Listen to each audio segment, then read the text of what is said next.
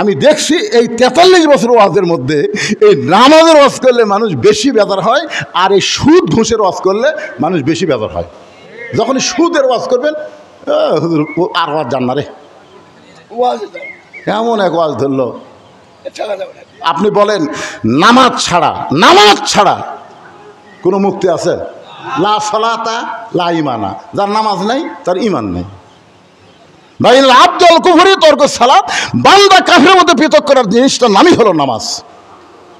অনেকে মনে করে হুজুর আমরা কি জুম্মার নামাজ পড়ি না? আপনি কি মনে করেন আমরা কি জুম্মা পড়ি না? আচ্ছা, যারা জুম্মা পড়ো, আল্লাহর একটা আয়াত আছে, লা তাকনাতু মির রাহমাতিল্লাহ ইন্নাল্লাহা ইয়াগফিরুয যুনুবা জামিয়া ইন্নাহু হুয়াল গাফুরুর রহিম। এই আয়াতের শানে আল্লাহ বললেন আমি রহমত, দয়াবান, গাফুর রহিম। শুধু জুম্মার নামাজ যারা পড়েছো তাদেরকে আমি আল্লাহ তাআলা জান্নাত দিয়ে দিলাম, যাও। তখন জুম্মা পার্টিরা যা খুশি হয়ে বুঝলেন, কে শেষে যে আগে বাড়াছি 5 ওয়াক্ত পড়িনি, আল্লাহ আমাকেও জান্নাত দিল। আর এক দৌড়ে জান্নাতের কাছে যায়, দেখবে জান্নাতের দরজার বিশাল একটা তালা। তো বলবে আল্লাহ জান্নাত দিলেন, দরজার তালা কেন? আল্লাহ বলে পকেট হাতে দেখ চাবি আছে। আর পকেট হাতে দেখবে একটা চাবি আছে, চাবি নিয়ে যায় তালার মধ্যে ঢুকবি, কিন্তু চাবি ঢোকে ঠিকই ঘরে না, ঢুকিছে ঘরে না। তো বলতেছে আল্লাহ চাবি তো ঢুকলো কিন্তু ঘরে না। আল্লাহ বলতেছে তালার মধ্যে 5টা দাগ আছে, তোর চাবির মধ্যেও 5টা দাগ থাকা লাগবে, দাগে দাগে মিল হবি, কুট্টুস করে খুলে দেবি। তখন বলতেছে আল্লাহ আমার চাবির মধ্যে তো 5টা দাগ নেই। আল্লাহ কয় পাগলা, 5 ওয়াক্ত নামাজ যদি না থাকে ওই জান্নাত দেখতে পাবি কিন্তু ঢুকতে পারবি না। খালি জুম্মা মেরা যারা আশা মারতেছেন এরা কোনো দিনও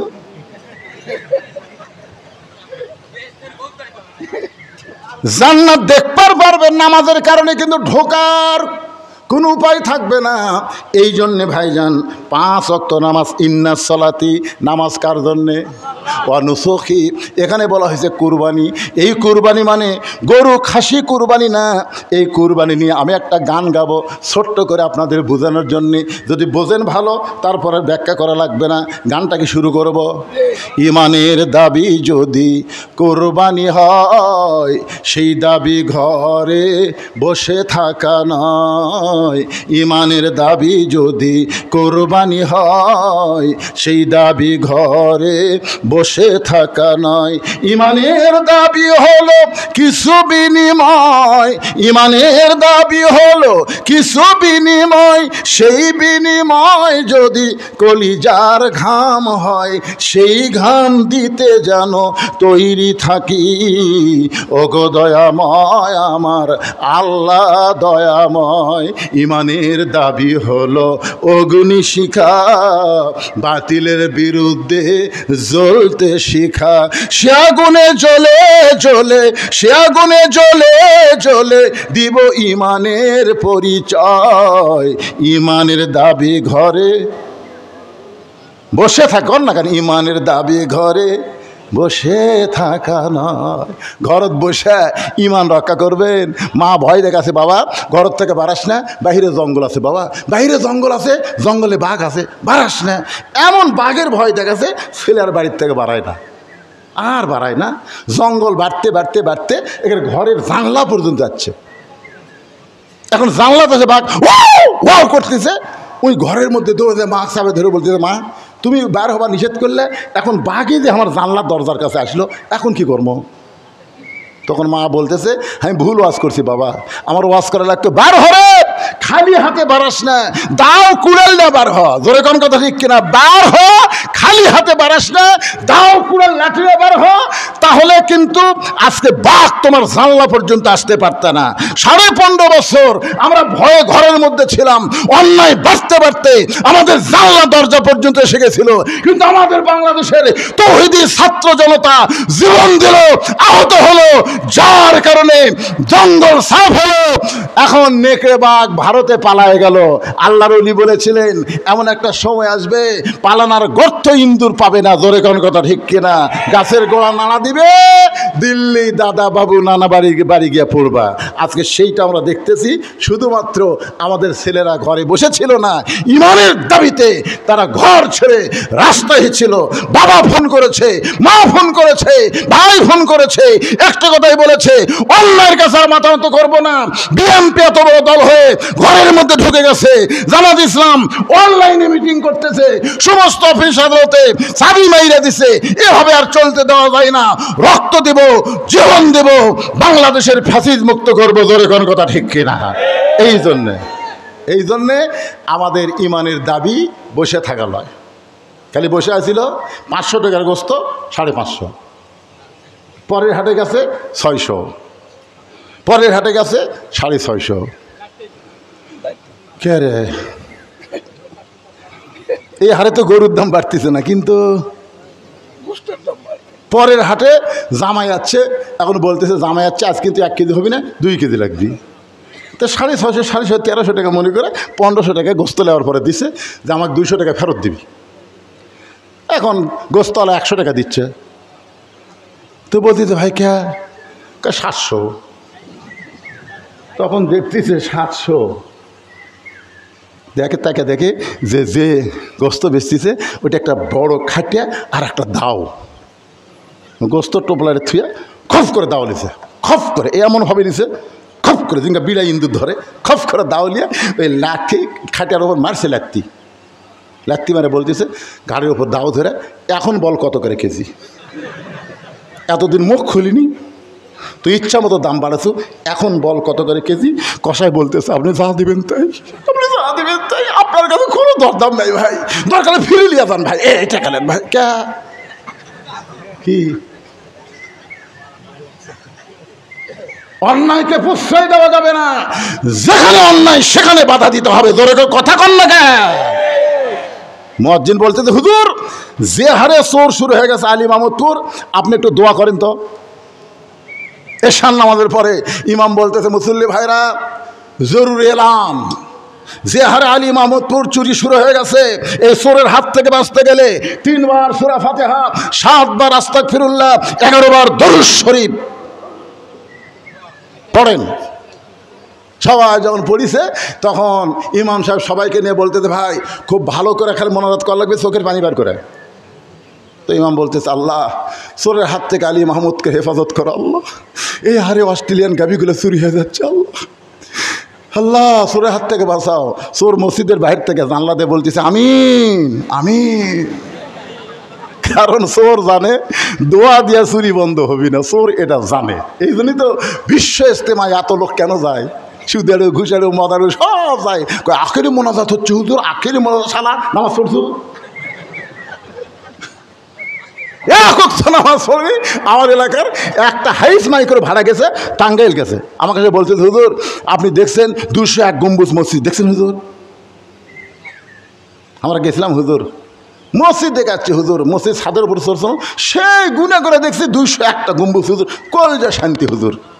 আমি বললাম ভাইরে তোমরা গেছিলা কখন? 11টার সময়। তা আচ্ছা কখন? 3টার সময়। এর মধ্যে জোহরের নামাজ। আচ্ছা হুজুর আমরা তো মসজিদ দেখবার গেছি হুজুর, চাপাত খালি সুতের বাড়ি, ওরা মসজিদ দেখবার গেছে, নামাজ পড়বার যায়নি। কি মনে করতেছেন মসজিদ দেখার জন্যে? গোপীনাথপুর গল্প করতেছেন হামাকের গ্রামের মসজিদ দেখছো? এই এলাকার মধ্যে হামাকের গ্রামের মসজিদ সবচেয়ে সুন্দর রে। একজন বলতেছে মসজিদ তো খুবই সুন্দর, ফ্যান কটা?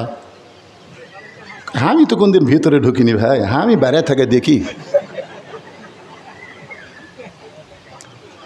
মনে কষ্ট নিয়েন না ভাইজান, আজকে অবস্থাটা এইরকম হয়ে গেছে। শাহাদু আল্লাহ ইলাহা ইল্লাল্লাহু ওয়াহদাহু লা শারীকা লাহু ওয়া আশহাদু আন্না মুহাম্মাদান আবদুহু ওয়া রাসূলুহু আল্লাযী أرسل رسوله بالحق بشيرا ونذيرا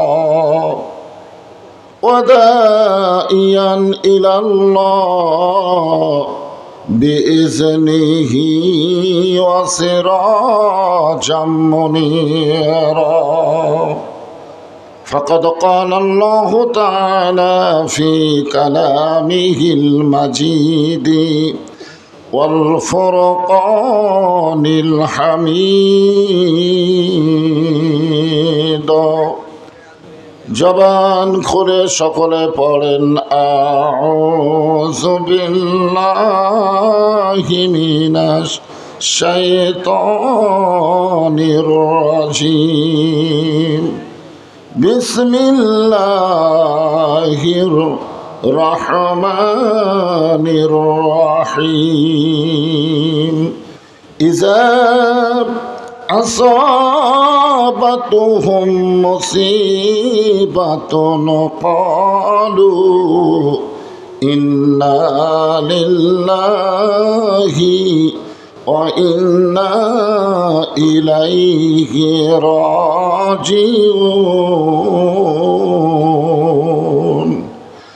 إن الله وملائكته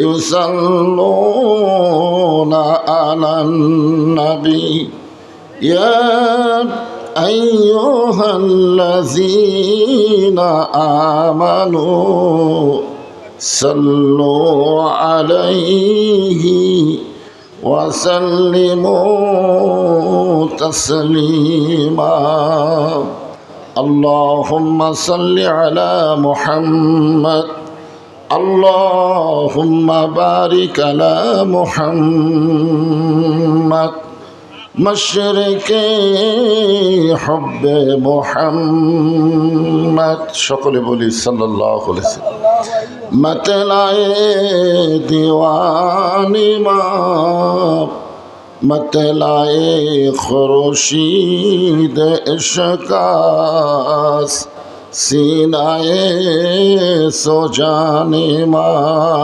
बलगल उला बिकमालिही कशफत दुजा बिजमालिही हसनत जमीअ खिसालिही सल्लो अलैहि व आलिही अल्लाहुम्मा आमीन জান্নাতের বাগান থেকে জান্নাতি মানুষদেরকে নিয়ে আমি গুনাহগার তোমার রহমতের দরজায় দুখানা হাত তুলেছি আল্লাহ হাসরের ময়দানে জাব্বার আর কাহার নামে রূপ নিয়ে তুমি যখন বিচার শুরু করবে তোমার সামনে দাঁড়ায়া সমস্ত নবীরা নাফসি নাফসি বলে কাঁদতে থাকবে এমন কঠিন অবস্থা হাসরে হবে সেদিন সমস্ত নবী তার উম্মতকে ভুলে যাবে শুধু বলবে আল্লাহ আমার কি হবে আমার কি হবে একমাত্র দরদি নবী শাফাতের খান্ডারি ইয়া রব্বি হাবলি উম্মতি বলে সেজদায় পড়ে যাবে সেই কঠিন মুসিবতের সময় আজকের এই মাহফিলকে ওসিলা করে আমাদের সবাইকে রাসূলের উম্মতের কাতারে আল্লাহ কবুল করে নিও সুবহান রাব্বিকা রাব্বিল ইজ্জাতি আম্মা ইয়াসিফুন ওয়া সালামুন আলাল মুরসালিন আলহামদুলিল্লাহি রাব্বিল আলামিন লা ইলাহা ইল্লাল্লাহ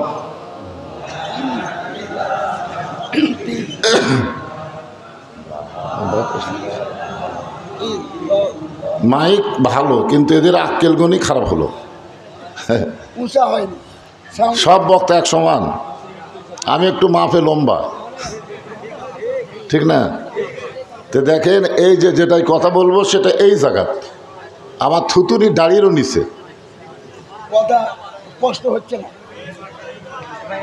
এদের মাইকে দুর্নাম হবে। আমি ওদেরকে ভালোর জন্যই বললাম।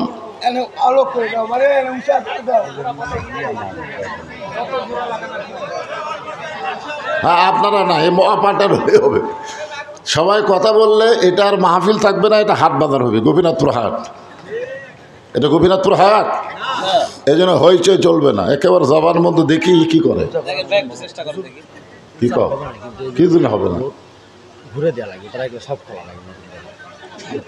তুমি বুঝবা না যে এটা কোন জায়গাতে আছে, বোঝা লাগবে তো, কথাটা তো টানা লাগবে আমার। এটা সব খুলে আবার সব খোলা অবস্থায় ওখানে উঠবে না, ওই ক্যাপাসিটি শেষ। না না, চেয়ার দিলে হবে না, তাহলে সোফা তুলে দেবে। সোফা তোল, আচ্ছা এইটা দিলে আরে বের করাই লাগবে না, এই সোফা তোলো। ভাই ওটা আলোক করে পুরো পাশে কাটার দিয়ে করবেন, কাটো দেবো এখন হবে না, থাক কিছু লাগবে না, একটু হচ্ছে আলহামদুলিল্লাহ। চাঁদ সূর্য যারা গ্রহ তারা আল্লাহ নামের পাগল পারা, চাঁদ সূর্য যারা গ্রহ তারা আল্লাহ নামের পাগল পারা, আমার আল্লাহ নামের এতই দয়া, আল্লাহ নামের এতই মায়া, লুকিয়ে রাখছেন হে আল্লাহ জোরে লা ইলাহা ইল্লাল্লাহ, লা ইলাহা ইল্লাল্লাহ, লা ইলাহা ইল্লাল্লাহু মুহাম্মাদুর রাসূলুল্লাহ। রাসূলের মহব্বতে জবান খুলে সকলেই বলবো সাল্লাল্লাহু আলাইহি ওয়াসাল্লাম। আমরা যে জিকির করলাম না লা ইলাহা ইল্লাল্লাহ, এটা হচ্ছে ইবাদত। ইবাদত শুধুমাত্র আল্লাহর জন্যে। আল্লাহ ছাড়া, মাইকের সাউন্ড একটু কমে দাও, আল্লাহ ছাড়া অন্য কারো জন্য ইবাদত করা যাবে। এজন্যে কবি নজরুল একটা কবিতার গানের মধ্যে বলেছিল, নবী নাম জপে যেজন, এটা হলো শিরক। শুধুমাত্র একজনের নাম জপা যাবে, তিনি হলেন আল্লাহ। পরে গান পরিবর্তন করে কি লিখছে, নবী নাম ভাবে যেজন, নবী নাম ভাবে যেজন, সেই তো দো জাহানের ধনী। নবীকে ভাবা যাবে, মহব্বত করা যাবে, কিন্তু জিকির হবে একমাত্র কার? কোনো ওলির নামে হবে না, কোনো বাবার নামেও হবে না। জিকির হবে শুধুমাত্র কেবলমাত্র একমাত্র আল্লাহ। এজন্য আমরা যে কলেমার জিকির করলাম, সবচাইতে উত্তম জিকির হাদিস শরীফে বলা হয়েছে আফজালু জিকির লা ইলাহা ইল্লাল্লাহ। এই জিকিরটা যখন শেষ হয়ে গেল, তখন আমরা কি করলাম, মুহাম্মাদুর রাসূলুল্লাহ।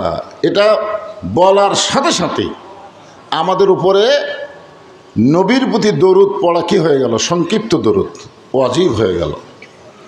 হযরত আলী রাদিয়াল্লাহু থেকে বর্ণিত যে নবীর নাম উচ্চারণ করলো, নবীর নাম উচ্চারণ শুনলো, এরপরে নবীর প্রতি যে ব্যক্তি দরুদ পড়ল না, সে হলো সবচাইতে বড় কৃপণ।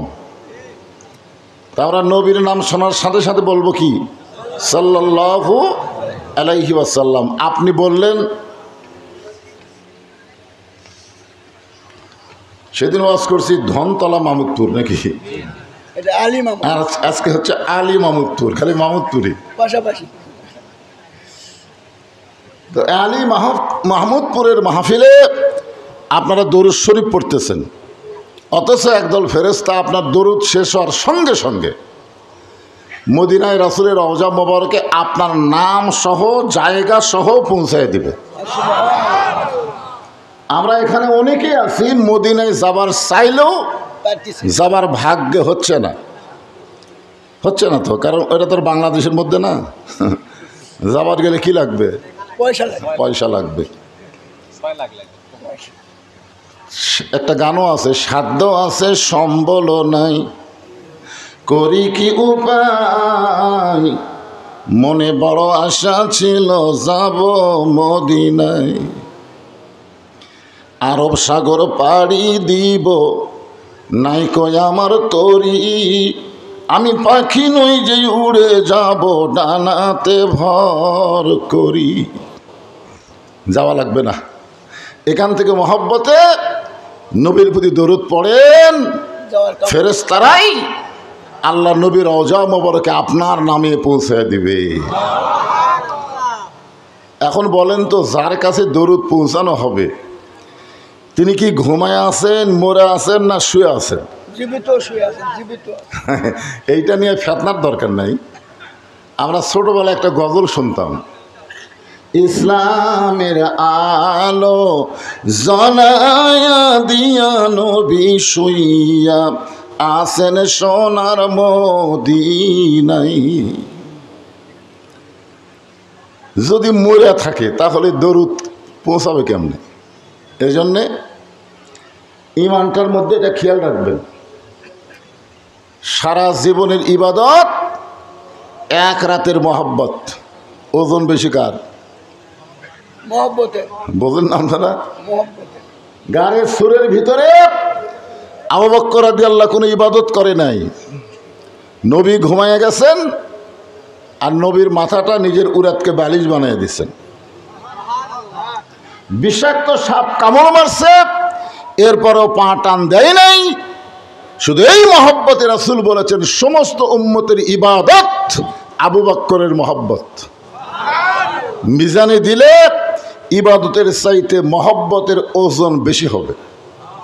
এই জন্যে নবীর নাম যখনই শুনবো মহব্বতে দরুদ পড়তে কোনো কৃপণতা করব না। সকলে আর একবার বলি সাল্লাল্লাহু আলাইহি ওয়াসাল্লাম।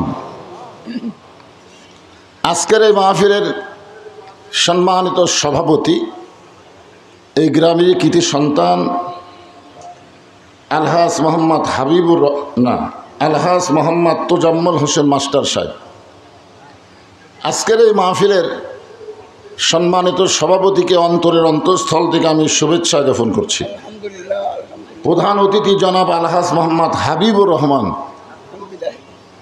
আমার পাশেই বসে আছেন, বিশেষ অতিথি সহ যিনারা আজকের এই মাহফিলে এসেছেন। আমার সামনে আল্লাহ যিনাদেরকে কবুল করেছেন, বিশ্বাস করেন কোরআনের তাফসিরের মাহফিলে এসে শরীরটা যদি ঘেমে যায়, ওই ঘামওয়ালা শরীরের জন্য যদি আল্লাহ একটা ওসিলা খোঁজে আর সে ওসিলাই যদি আল্লাহ তারে জান্নাত দিয়ে দেয়, শরীর ঘামানো খারাপ না। হ্যাঁ, এই জন্য আজকে খুবই গরম, তাই না? খুব গরম না? আর এমন জায়গায় মাহফিল যেখানে বাতাস ঢোকার কোনো চান্সই নেই। বৈশাখ মাসে শোনেন, আমি এই বৈশাখ মাসে যত মাহফিল নিছি প্রত্যেকটা মাহফিলওয়ালাকে বলছি ভাই, কারণ আপনারা এই যে সামিয়ানা টামিয়ানা এত সাজগোজের দরকার নাই, খালি বক্তা যেটি বসবে এই টেস্টটা করবেন আর লাঠির মধ্যে বাতি দিয়ে দিবেন, তাহলেই হয়ে যাবে। কিছুদিন আগে আমার একটা মাহফিল ছিল মহাদেবপুরে, কেবল বিসমিল্লাহ করে ওয়াজ শুরু করছে আর ধমকা একটা বাতাস আসলো, এক বাতাসে সব প্যাট প্যাট করে ছিঁড়ে গেল। এখন ডেকোরেশন আলা কান্তিছে, কি করবে? যারা ডেকোরেটর ভাড়া দেয় এদেরও তো উচিত বৈশাখ মাসে খেয়াল করা দরকার। তীব্র গরমের ভিতরে শরীরে ঘাম নিয়ে আমার সামনে যারা বসে আছেন, আমি আমার অন্তরের অন্তঃস্থল থেকে আপনাদের সবাইকে শুভেচ্ছা জ্ঞাপন করছি। সম্মানিত মা বোনেরা, পর্দার অন্তরালে বসে বসে যারা আলোচনা শুনতেছেন তাদেরকে শ্রদ্ধা জ্ঞাপন করে অনেক বছর পরে এখানে একবার দাওয়াত নিয়েও আসা যায়নি, ঠিক না? মাহফিলের ঠিক একদিন আগে আমাকে বলতে হুজুর দিল না মানে আপনি থাকলে হবে না, অন্য বক্তা থাকলে চলবে কিন্তু আমাকে চলবে না। তো যাই হোক, কথা ঠিক। খুব চেষ্টা করছে, চেয়ারম্যানও বলতেছে। তা আজকে আপনাদের সাথে আমার দেখা হলো, এই মুহূর্তে কুশল বিনিময়ে জানতে চাই আপনারা সকলে কেমন আছেন? আলহামদুলিল্লাহ রব্বিল আলামিন। যে আল্লাহ শারীরিক সুস্থতা, মানসিক প্রশান্তি, সুবহানাল্লাহ বলেন, সহকার আজকের এই জান্নাতের বাগানে কবুল করলেন, আমরা সে আল্লাহর উপরে খুশি না বেজার? তাহলে জবান খুলে সমস্বরে সকলে বলবো রব্বানা লাকাল হামদ হামদান কাসীরান তাইয়িবান মুবারাকান ফীহি। আমরা আল্লাহর প্রশংসা করলাম। আমরা একটা আল্লাহ পাইছি। গতকাল ভারত থেকে একটা মুসলমান মেয়ে বলতেছে তারা মালদহ পালাইছে, মুর্শিদাবাদে তার বাড়ি, কিন্তু হিন্দুদের চরম অত্যাচারে তারা বাড়িঘর সব কিছু বাদ দিয়ে মালদহ আইছে, মালদহ আইছে। তো একজন সাংবাদিক জিজ্ঞাসা করতেছে খবর কি? বলে এই মুহূর্তে আল্লাহ আমাকে দেখতেছে না। ভারতে পর্যন্ত কয়েকশো মসজিদ মাদ্রাসা ওরা ভাঙ্গে দিল। মসজিদ কার ঘর? মাদ্রাসা কার ঘর? নবীর ঘর। দেখেন সব ভাঙ্গাচুরা দিচ্ছে, আল্লাহ কিছুই করতেছে না। করবে তাই না? মানে আমাদের একটা বিশ্বাস হয়ে গেছে, 41 সালের আগে যে নাম্বার চাইনি, এমন সময় বলেছিল অহংকার করে দেশ আমার বাবার। আল্লাহ ধরে না, ধরলে কিন্তু ছাড়ে না। এটা আমরা দেখছি। আজকে ফেসবুকে দেখলাম ইসরায়েলের ইহুদি 412 জন সৈন্য মারা গেছে। হ্যাঁ, ইসরায়েলের। চিন্তা করেন যে মুসলমানের ইমানটা যদি মজবুত থাকে, ইমানটা যে ইমানের উপরে আমার আগে ওয়াজ করলো, ইমানটা যদি মজবুত থাকে, নানা ধরনের পরীক্ষা মুসলমানের উপরই হয়। ঠিক কিনা বলেন? আমি যে আজকে আয়াতে কারিমা তেলাওয়াত করলাম, এইটাই আজকে আমার বিষয়। আল্লাহ বলতেছেন ইজা মানে যখন, আসাবাতুহুম মুসিবা, তোমাদের উপরে বিপদ আপদ মুসিবত আসবে, কলু তখন তোমরা বলবে ইন্না লিল্লাহি ওয়া ইন্না ইলাইহি রাজিউন। আমরা কখন বলি? আমরা বলি মানুষ যখন মারা যায়, মরার খবর শুনে আমরা বলি। অথচ এই আয়াতের মধ্যে মরার কোনো কথাই নেই। এই আয়াতের মধ্যে তো স্পষ্ট বুঝতে পারলেন ইজা মানে কি? যখন আসাবাতুহুম মুসিবা, তোমাদের উপরে বিপদ আপদ মুসিবত আসবে, তখন তোমরা বলবে ইন্না লিল্লাহি ওয়া ইন্না ইলাইহি রাজিউন। আপনার বলেন তো যে ইন্না লিল্লাহি ওয়া ইন্না ইলাইহি রাজিউনের বাংলা অর্থ কি? এর একটা বাংলা অর্থ নাই আছে কিন্তু। আমি একটা গান গাই, দেখি তো বুঝতে পারেন কিনা। কোন বনের পাখি তুমি আইলা রে কোন বনে, আবার কোন বনেতে যাইতে হবে পড়ছে নাকি মনে, মিশে মায়াই বন্দি থাইকা করলাম কত খেলা, পশ্চিমে তাকায়া দেখো তোমার ডুইবা গেছে বেলা। সবাই কি যাইতে হবে? ঠিক কেন বলেন?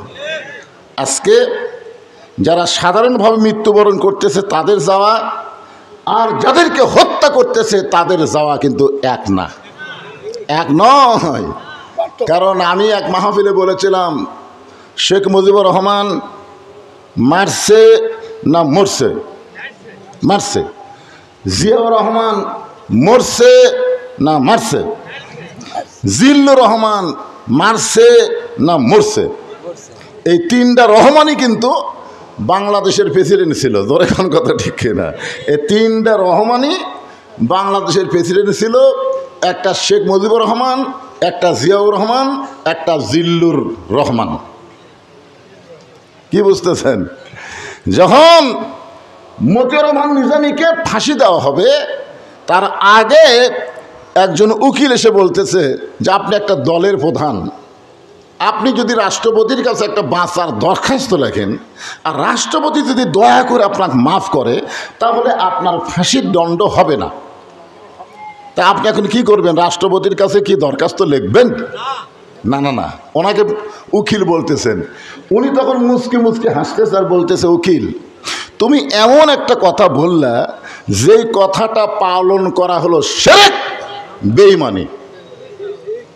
শিরক এবং বেঈমানি। কারণ মানুষ কোনো কিছু চাবে কেবলমাত্র কার কাছে? দরকার হলে ফাঁসির দড়ি গলায় নিব, কিন্তু রাষ্ট্রপতির কাছে বাঁচার দরখাস্ত লিখব না। তখন উকিল বলল, এই গোয়ার্কের কারণেই আপনার ফাঁসি হবে। তখন নিজামী সাহেব বললেন, আমার ফাঁসি হবে কিন্তু আমার মৃত্যু হবে না। আচ্ছা, এই কথাটা কেমন বলেন তো? আজকে ভারতে যাদেরকে হত্যা করতেছে, ফিলিস্তিনে যাদেরকে হত্যা করতেছে, আল্লাহ বলেছেন তাদেরকে মৃত্যু বলো না। ইসরায়েলের ইহুদিরা মরতেছে, ভারতের হিন্দুরা মরতেছে, কিন্তু আল্লাহ রাস্তায় মুসলমানদেরকে যাদের মারতেছে তারা মরতেছে না, বরং তারা চির অমর হয়ে যাচ্ছে।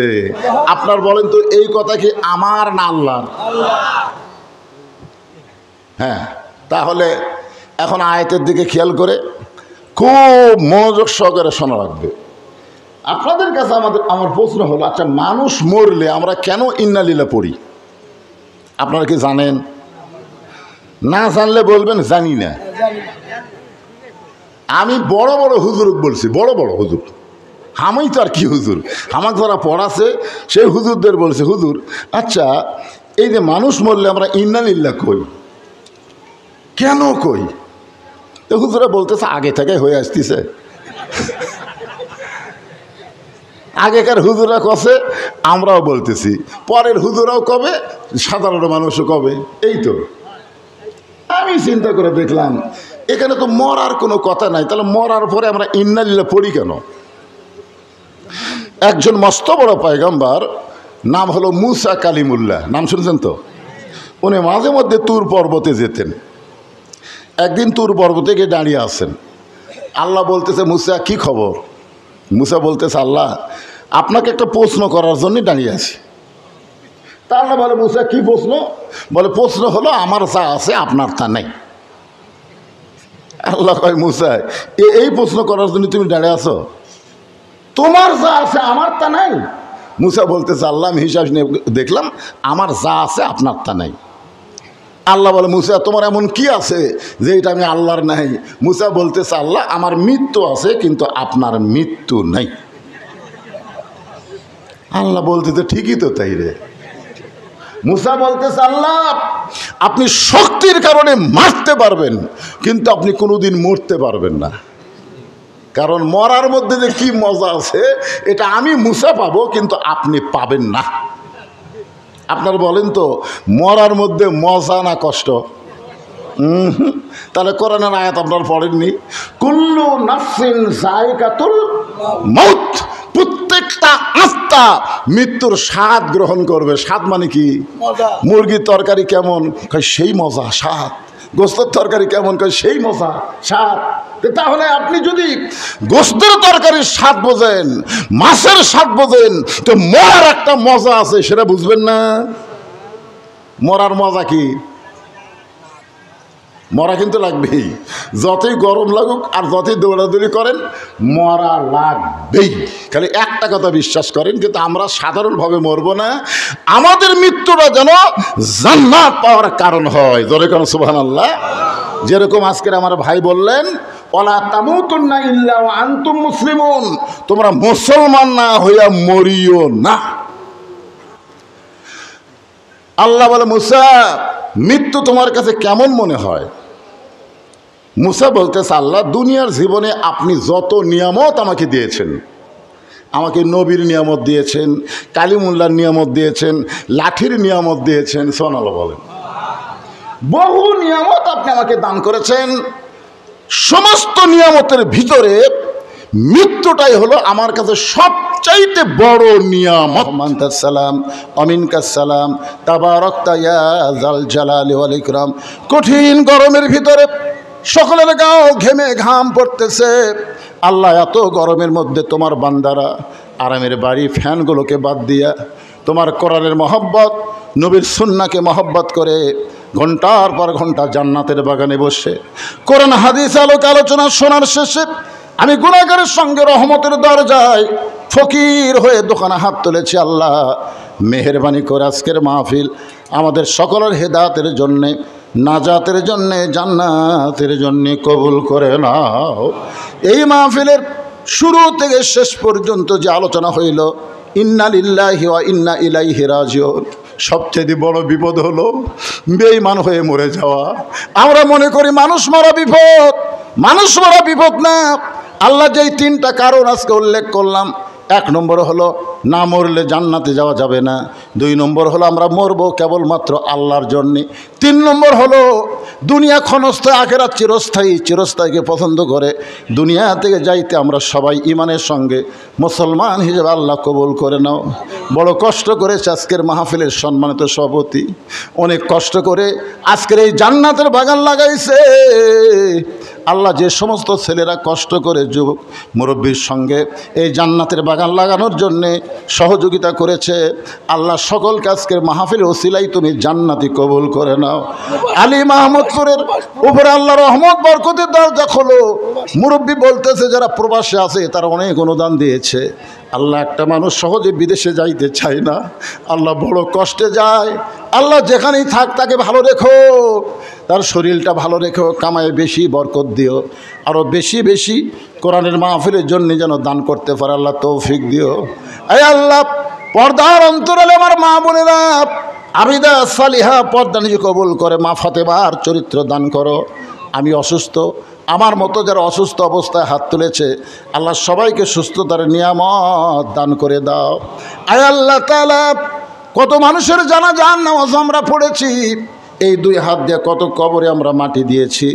একদিন আমরা সবাই মরে যাব, যেদিন আমাদের মৃত্যু হবে দিনটা যেন জুমার দিন হয়, মাসটা যেন রমজান মাস হয়, ইমানের সাথে ইজ্জতের সাথে মুসলমান হয়ে দুনিয়া থেকে যেন বিদায় নিতে পারে। আল্লাহ কবুল করো। যে কোরআন শুনলাম সারা জীবন শুধু শুনে যাব তা হবে না, আমরা সব দেখলাম 54 বছরে, আগামীতে আমরা দেখতে চাই কোরআনের বাংলাদেশ। আল্লাহ আমাদের সবাইকে দেখার তৌফিক দিয়া দিও। আল্লাহ আমাদের সবাইকে মাফ করো। প্রতিবেশী ভারত, কিন্তু প্রতিবেশী যে এত বড় শত্রু হয় আমরা কখনো চিন্তা করি নাই। 400 বছরের পুরাতন বাবরি মসজিদ ভাঙ্গা তারা রাম মন্দির তৈরি করলো, মনে করেছিলাম একটা মসজিদ ভাঙ্গা হয়তো তারা শান্ত হবে, কিন্তু এবার শত শত মসজিদ তারা গুড়িয়ে দিচ্ছে, নবীর মাদ্রাসা তারা ধ্বংস করতেছে। আল্লাহ গো, তোমার বাইতুল্লাহ ধ্বংস করতে এসে আব্রাহাকে তুমি ধ্বংস করে দিলা। আজকে পৃথিবীতে যারা মসজিদ মাদ্রাসার শত্রু হয়ে মসজিদ মাদ্রাসাকে ধ্বংস করতে চায় তাদেরকে পৃথিবী থেকে চিরতরে ধ্বংস করে দাও। আল্লাহ আল্লাহ তাদের ধ্বংস করে দাও। তোমার কি রাগ হয় না? তোমার কি রাগ হয় না? তোমার ঘর তারা ভাঙতেছে, তোমার দোস্তের ঘর তারা ভাঙতেছে। পৃথিবী থেকে মসজিদ মাদ্রাসা উচ্ছেদ করতে চায়, ভারতকে মুসলমান মুক্ত করতে চায়। আল্লাহ ফিলিস্তিন মুসলমান আজকে বড় বিপদে আছে। আল্লাহ ফিলিস্তিনকে তুমি বিজয় করে দাও। আল্লাহ তুমি সবই পারো, সব ক্ষমতা তোমার হাতে। আমরা বিশ্বাস করি ইব্রাহিমকে তুমি যদি নমরুদের চুলা শান্তির বাগান বানাবার পারো, মুসা নবীর জন্য তুমি যদি সাগরকে রাস্তা বানাবার পারো, তুমি সব পারো। আল্লাহ আল্লাহ ফিলিস্তিন মুসলমানকে তুমি হেফাজত করো, আমাদের বাংলাদেশকে আল্লাহ তুমি হেফাজত করো, আমাদের সবাইকে আল্লাহ তুমি হেফাজত করো, আমাদেরকে মাফ করে দাও। আল্লাহ যে জন নিয়তে হাত তুলেছে আল্লাহ সেই নিয়তগুলো তাদের কবুল করো। আল্লাহ মিডিয়ার আমিন আমিন করতেছে, আল্লাহ এদেরকে ইসলামের মিডিয়া হিসেবে কবুল করে নাও। এই মিডিয়ার মাধ্যমে এদেরকে রেজেক রুজির ব্যবস্থা করে দিও। আল্লাহ সুবহান রাব্বিকা রাব্বিল ইজ্জাতি আম্মা ইয়াসিফুন ওয়া সালামুন আলাল মুরসালিন আলহামদুলিল্লাহি রাব্বিল আলামিন ওয়াজাল আখিরাতে কালিমাতুনা ইনদাল মাউতি। সকলে পড়েন লা ইলাহা ইল্লাল্লাহু মুহাম্মাদুর রাসূলুল্লাহ সাল্লাল্লাহু আলাইহি ওয়াসাল্লাম।